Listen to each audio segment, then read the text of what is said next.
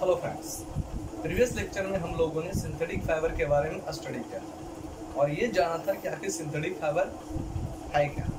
आज हम लोग सिंथेटिक फाइबर के रॉ मटेरियल्स के बारे में जानेंगे और इसके साथ साथ रेयॉन के प्रिपरेशन के बारे में भी जानेंगे। लेकिन उससे पहले चलिए देखते हैं कि आखिर raw materials of synthetic fibre कौन कौन है। ठीक है, चलिए देखते हैं। सिंथेटिक फाइबर का मतलब क्या होता है, प्रीवियस लेक्चर में हमने आपको बता दिया। मैंने आपको ये बताया था कि एक ऐसा polymer which can be drawn into a thin long chain thread like structure which can be obtained chemically bye the help of chemically process in a laboratory, that is called synthetic fibre. इसे synthetic fibre का नाम देते हैं। लेकिन इस synthetic fibre में एक word आया था पॉलीमर, और पॉलीमर के बारे में भी हमने आपको बताया कि पॉलीमर है क्या, कि जब बहुत सा छोटा छोटा मॉलिक्यूल आपस में जुड़ता है तो एक बड़े मॉलिक्यूल का फॉर्मेशन करता है, और उस बड़े मॉलिक्यूल को हम क्या कहते हैं, पॉलीमर कहते हैं। ठीक है, तो यहाँ देखिए जो कि कह रहा सिंथेटिक फाइबर क्या है, एक तरह का पॉलीमर है। और ये जो पॉलीमर है वो किससे मिलकर बनता है, बहुत से छोटे छोटे स्मॉल मॉलिक्यूल से, बहुत से छोटे छोटे मॉलिक्यूल से। ठीक है, यानी ये जो पॉलीमर है वो बहुत से छोटे छोटे स्मॉल मॉलिक्यूल से मिलकर बनता है। ठीक है, और ये स्मॉल मॉलिक्यूल जो होता है, ये जो स्मॉल मॉलिक्यूल्स होता है वो क्या होता है, ऑर्गेनिक इन नेचर होता है। ऑर्गेनिक इन नेचर होता है। ठीक है, ऑर्गेनिक इन नेचर होता है। यानी मतलब क्या हो गया कि ये जो पॉलीमर है वो स्मॉल ऑर्गेनिक मॉलिक्यूल से मिलकर बनता है। स्मॉल ऑर्गेनिक मॉलिक्यूल से मिलकर बनता है। ठीक है, और ये स्मॉल ऑर्गेनिक मॉलिक्यूल, और ये जो स्मॉल ऑर्गेनिक मॉलिक्यूल है ना, इसे बनाने के लिए हम पेट्रोलियम और नेचुरल गैस का यूज करते हैं। पेट्रोलियम और नेचुरल गैस का यूज करते हैं। ठीक है, इसका मतलब क्या हो गया कि small organic molecules can be obtained bye petroleum and natural gas. ठीक है, और पेट्रोलियम और नेचुरल गैस से मिलकर बनने वाले केमिकल सब्सटेंस को हम पेट्रोकेमिकल्स का नाम देते हैं।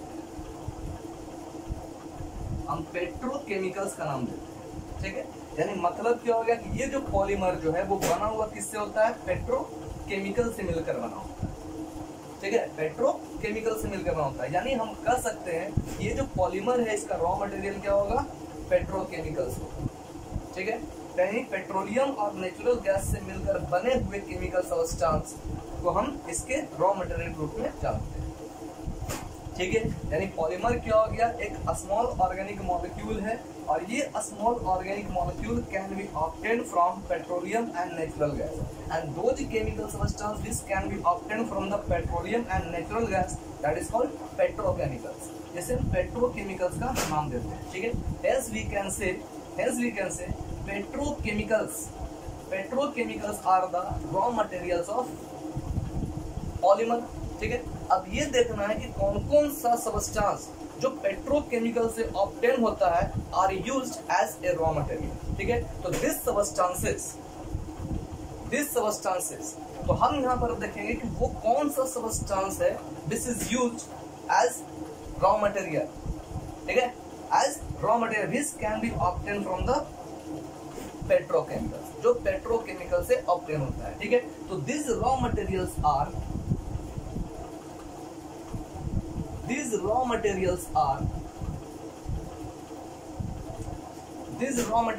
कौन कौन सा रॉ मटेरियल्स है। तो सबसे पहला रॉ मटेरियल्स क्या है, एक हम ले रहे हैं मिथेनॉल, दूसरा क्या हो गया, ethanol, ethene, styrene, vinyl chloride, formaldehyde etcetera. ठीक है, ये जितना भी केमिकल सब्सटेंस है, this chemical substance are used as a raw material. ठीक है, for the formation of polymer. यानी पॉलीमर को बनाने के लिए, सिंथेटिक फाइबर को बनाने के लिए हम जिस रॉ मटेरियल का यूज करते हैं, हम उनमें से कुछ रॉ मटेरियल ये सर। ठीक है, these are the raw material which is used for the formation of synthetic fiber, ठीक है। और ये सब जो सबस्टांस है वो किससे ऑब्टेन होता है, तो हम कह सकते हैं पेट्रोलियम और नेचुरल गैस से, दैट मींस पेट्रोकेमिकल्स, ठीक है। तो आप अब ये समझ चुके होंगे कि रॉ मटेरियल्स के रूप में हम कौन कौन से सबस्टांस का हम यूज कर सकते हैं, ठीक है। सिंथेटिक फाइबर को बनाने के लिए हम कौन कौन से रॉ मटेरियल का यूज कर सकते हैं, ठीक है। तो चलिए देखते हैं। अब हम जानते हैं कि सिंथेटिक फाइबर के बहुत से एग्जाम्पल, जैसे हमने आपको बताया रेयन, नायलॉन, पॉलिस्टर, ठीक है। तो आज हम रेयन के प्रिपरेशन के बारे में जानेंगे। अब देखते हैं रेयन का प्रिपरेशन कैसे होता है, ठीक है।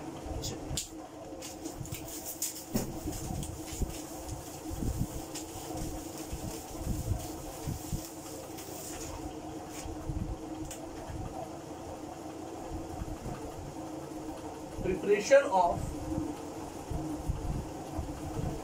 रेयन, ठीक है। चलिए देखिए, रेयन एक सिंथेटिक फाइबर है, रेयन एक सिंथेटिक फाइबर, ठीक। जब ये सिंथेटिक फाइबर है तो निश्चित रूप से क्या होगा, एक पॉलीमर होगा, ठीक है। अब यहां देख लीजिए, ये जो रेयन है,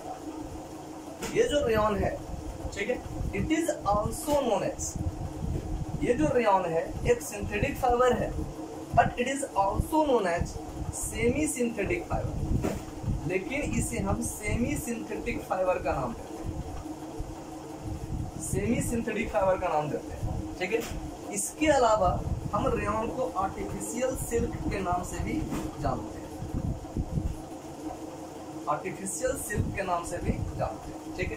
तो पहले हम ये जानेंगे कि आखिर इसे सेमी सिंथेटिक फाइबर क्यों कहते हैं और इसे आर्टिफिशियल सिल्क के नाम से हम क्यों जानते हैं, ठीक है। इसके बाद हम जानेंगे कि आखिर रेयन का प्रिपरेशन होता कैसे, ठीक है। चलिए देखते हैं।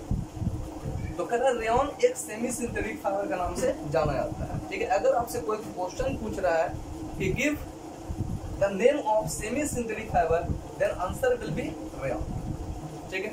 Rayon is the first synthetic fibre, ठीक है। Rayon is the first synthetic fibre which is synthesised in laboratory, जिसे लैबोरेटरी में बनाया गया। ये पहला सिंथेटिक फाइबर है जिसे लैबोरेटरी में बनाया गया, ठीक है। लेकिन ध्यान दीजिए, अगर आपसे क्वेश्चन पूछा जा रहा है कि first fully synthetic fibre that is nylon, fully synthetic fibre is nylon, लेकिन first synthetic fibre which was synthesised in laboratory was rayon. लेकिन अगर आपसे पूछा जा रहा है first fully synthetic fibre, then answer will be nylon. Nylon के बारे में बाद में बात करेंगे, पहले हम बात करते हैं सिंथेटिक फाइबर, ठीक है। तो synthetic fibre is also known as semi synthetic fibre, इसे हम सेमी सिंथेटिक फाइबर का नाम देते हैं, ठीक है। और ये पहला सिंथेटिक फाइबर है जिसे लैबोरेटरी में बनाया गया था, but it was not the first fully synthetic fibre, ये फुल्ली सिंथेटिक फाइबर नहीं है, ठीक है। And that's why it is called the semi synthetic fibre. देखिए यहाँ पर सेमी सिंथेटिक फाइबर, सेमी का मतलब होता है हाफ, और सिंथेटिक फाइबर का मतलब आप जानते हो, मतलब ये क्या हो गया, ये हाफ सिंथेटिक फाइबर है, ठीक है। यानी आधा सिंथेटिक फाइबर है और आधा क्या है, नेचुरली है, ठीक है। यानी कहने का मतलब है कि ये जो रेयन जो है वो सिंथेटिक फाइबर है, लेकिन सिंथेटिक फाइबर में भी सेमी सिंथेटिक फाइबर है। सेमी सिंथेटिक फाइबर क्यों है, क्योंकि ये हाफ सिंथेटिक फाइबर होता है, और हाफ नेचुरली फाइबर होता है, ठीक है।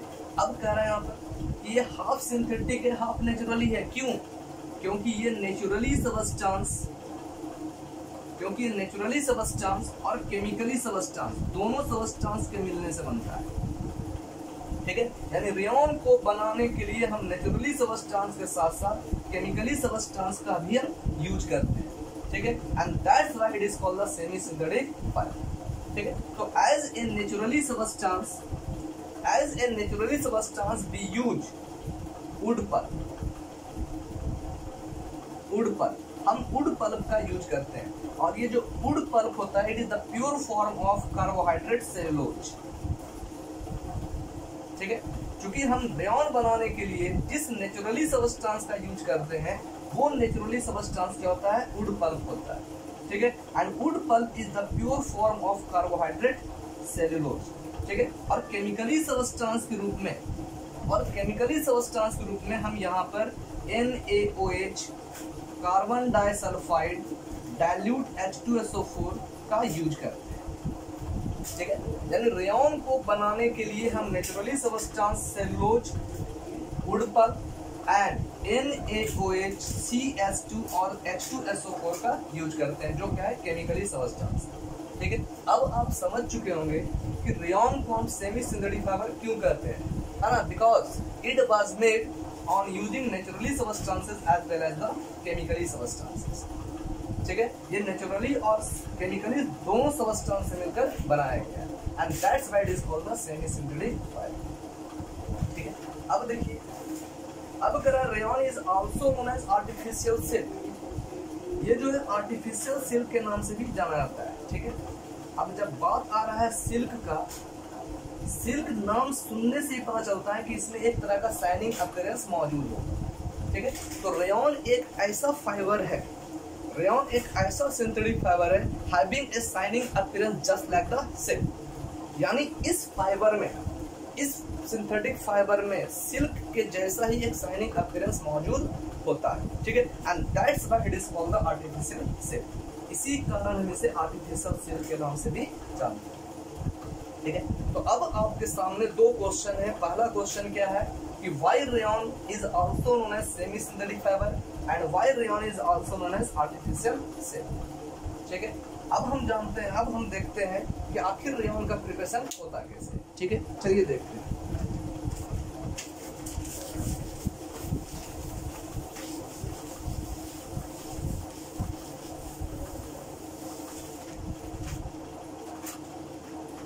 अब देखिए, अब अगर हमें जानना है प्रिपरेशन ऑफ रेयॉन, रेयॉन एक सिंथेटिक फाइबर है और सिंथेटिक फाइबर है तो निश्चित रूप से ये पॉलीमर होगा, और जब ये पॉलीमर होगा तो ये स्मॉल ऑर्गेनिक मॉलिक्यूल से मिलकर बना होगा, ठीक है। और ये ऑर्गेनिक मॉलिक्यूल जो है वो क्या है, सेलुलोज है।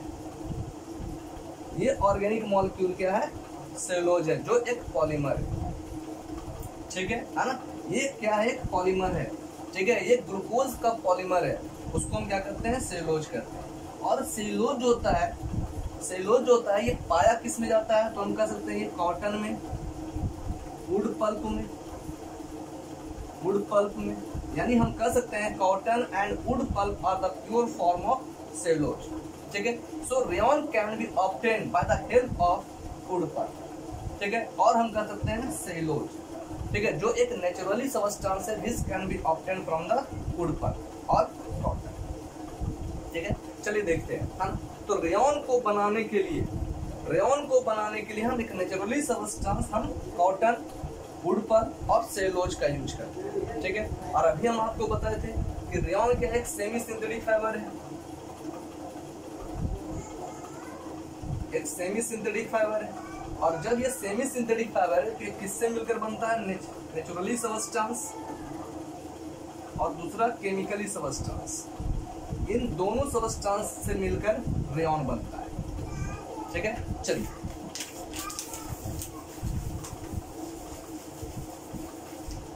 अब देखिए, ये जो नेचुरली सबस्टेंस है, इस नेचुरली सबस्टेंस के रूप में हम किसका यूज कर रहे हैं, सेलुलोज का, ठीक है। और ये सेलुलोज ऑब्टेन किससे होता है, वुड पल्प से, तो हम यहाँ पर सेलुलोज भी लिख सकते हैं और वुड पल्प भी लिख सकते हैं, ठीक है। अब देखिए, तो जब ये सेलुलोज तो हम NaOH और कार्बन डाइसल्फाइड, जब इस सेलुलोज को हम NaOH और कार्बन डाइसल्फाइड के साथ अगर टाइटली हीट करते हैं, ठीक है, जब कराए ये जो सेलुलोज है, इस सेलुलोज को हम NaOH और कार्बन डाइसल्फाइड के साथ टाइटली हीट करते हैं, तब यहाँ पर एक डीप विस्कस लिक्विड ऑब्टेन होता है, ठीक है।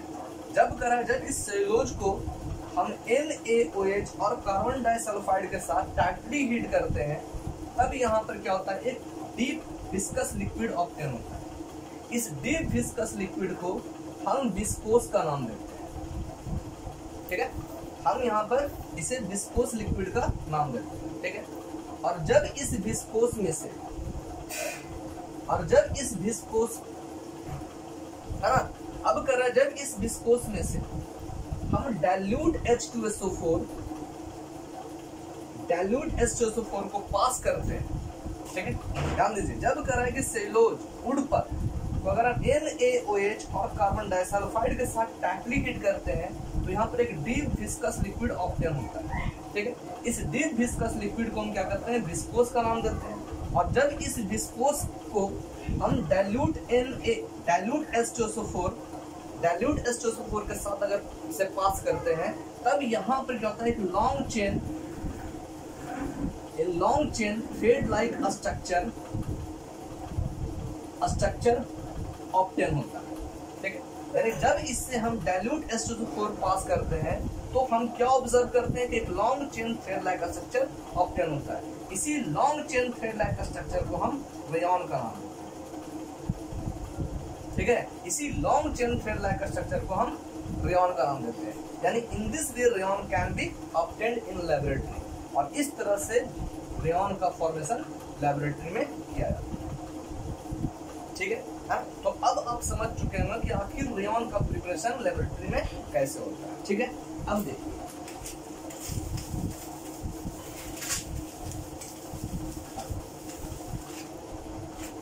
अब आपने रेयॉन का प्रिपरेशन तो कर लिया, रेयॉन कैसे बनता है ना, ये आप लैबोरेटरी में प्रिपेयर कर लीजिएगा, ठीक है। लेकिन अब थोड़ा सा देखिए, ये जो रेयॉन बना, इस रेयॉन का यूज होता है, सबसे पहले हम किस में करते हैं, सर्जिकल बैंडेज के रूप में, इन हॉस्पिटल में हम रेयॉन का यूज सर्जिकल बैंडेज के रूप में करते हैं। दूसरा क्या है, टेक्सटाइल इंडस्ट्री में, इन टेक्सटाइल इंडस्ट्रीज, ठीक है, फॉर मेकिंग फैब्रिक्स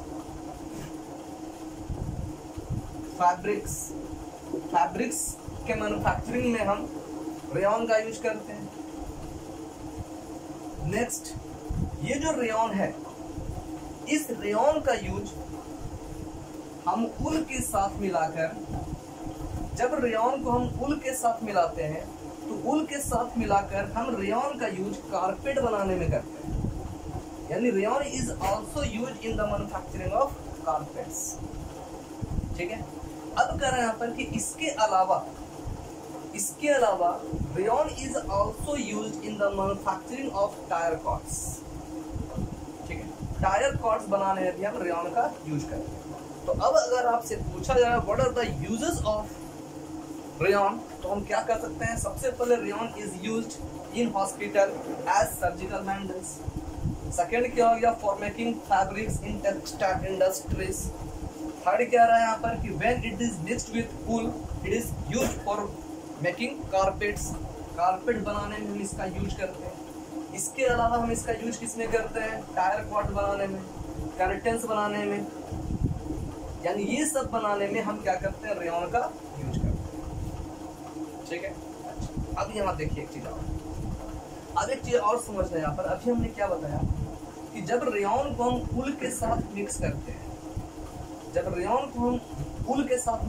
हैं, तब जाके हम क्या करते हैं, तब हम रेयॉन का यूज कारपेट बनाने में करते हैं, ठीक है। जब रेयॉन को हम उल के साथ मिक्स करते हैं तो मिक्स करने के बाद रेयॉन का यूज हम कारपेट बनाने में करते हैं, ठीक है। यानी इसका मतलब क्या है कि rayon has blended property, rayon के पास एक ब्लेंडिंग प्रॉपर्टी मौजूद होता है, ठीक है। अब ब्लेंडिंग प्रॉपर्टी क्या है,